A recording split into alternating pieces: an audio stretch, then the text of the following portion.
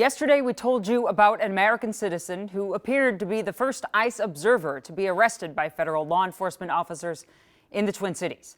And as ICE immigration arrests continue in Minnesota, more and more people are feeling compelled to get involved in some way. Here's Sammy Salina.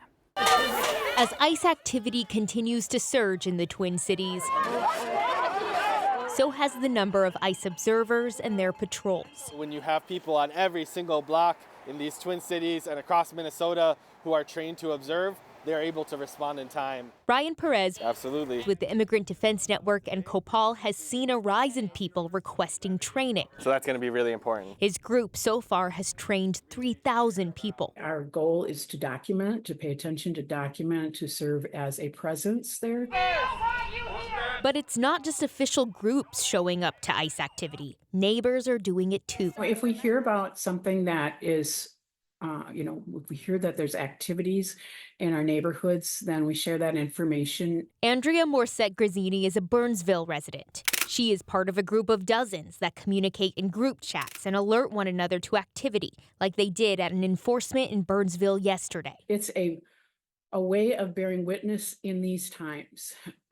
ICE seems to be creating the most fear and intimidation among our neighbors. But these groups look different depending on the need. My son attends a very diverse South Minneapolis school. It has a high immigrant population. Probably about a month ago, we started hearing rumblings that some families were pretty scared to send their kids to school. Flannery Clark organizes groups of parents and neighbors to take shifts during drop-off, pickup, and community events. There's parents or community members standing on the corner near the school. We all have visible whistles to reassure people that that's why we're there. I think there's enormous hunger to help.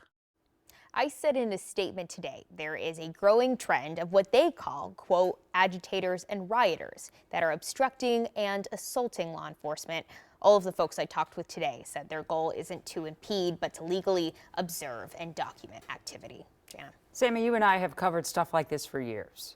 There is a difference between the two, and that's the distinction with your story, right? These people that are just watching. Yeah, and some of these people have had training with these nonprofits that have been looked over with lawyers, and the thing is that they say they have to update these trainings constantly just because the way that ICE reacts to what they're doing is different. Right, and we've seen this too just with police where people have shown up, they record at the scene. It's just kind of part and parcel of what goes on right now when only 17%, I don't know if you heard me say that, of Americans fully trust their government. So it's kind of what's going on. Right. Thanks so much, Sammy, appreciate it.